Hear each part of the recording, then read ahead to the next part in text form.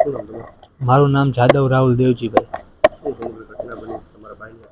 પરમ દિવસે ગુરુવારે રાત્રે મારા ભાઈને અને મારા કાકાને સમાધાન માટે બોલાવીને 6 જણા વચ્ચે હુમલો કરેલો છે।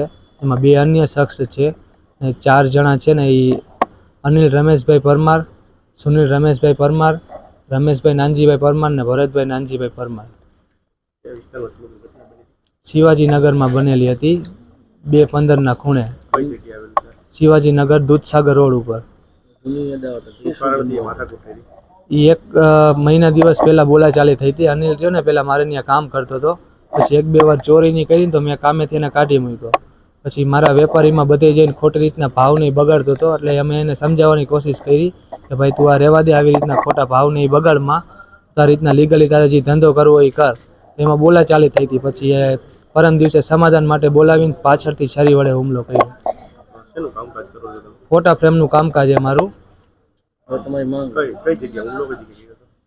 હુમલો એના ઘર પાસે જ અમને સમાધાન માટે બોલાવ્યો ને મોટા ભાઈને મારા કાકાને ત્યાં જ હુમલો કર્યો હતો પરમ દિવસે રાત્રે, ગુરુવાર રાત્રે।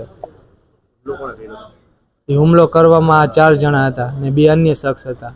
હું ત્યારે ઘટના સ્થળે હાજર નહોતો, પછી મારો ફોન આવ્યો ને પછી હું ત્યાં ગયો। એ મારો મોટો ભાઈ છે પ્રકાશ દેવજીભાઈ જાદવ। એની ઉંમર 31 વર્ષ છે ને એને 2 સંતાન છે।